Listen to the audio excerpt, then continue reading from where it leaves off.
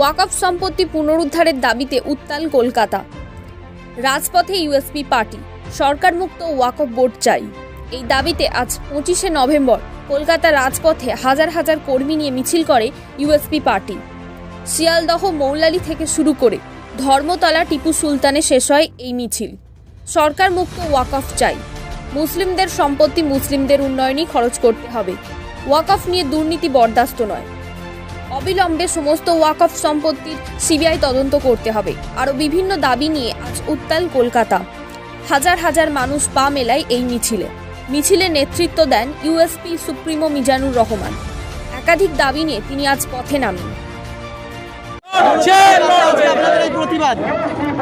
আজকে আমাদের এই প্রতিবাদ হচ্ছে ওয়াকফ নিয়ে যে দুর্নীতি চলছে তার বিরুদ্ধে। আমরা সরকার মুক্ত ওয়াকফ চাই।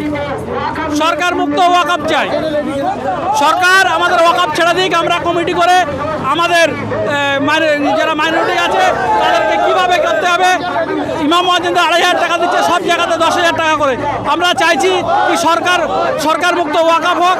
আর ওয়াকফ আগামী দিনে আমাদের কমিউনিটির জন্য আমাদের পূর্বপুরুষরা দিয়ে গেছে।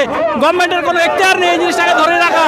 আমি মাননীয় প্রধানমন্ত্রীর কাছে অনুরোধ করবো, আপনি একটা আইন বানিয়ে সব মুসলমানদের হাতে ওয়াকফ সম্পত্তি তুলে দিন।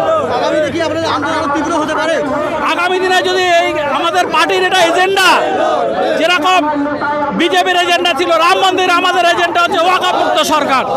যতদিন ওয়াকফ মুক্ত সরকার না হবে ততদিন আমরা এই জারি রেখে দেবো।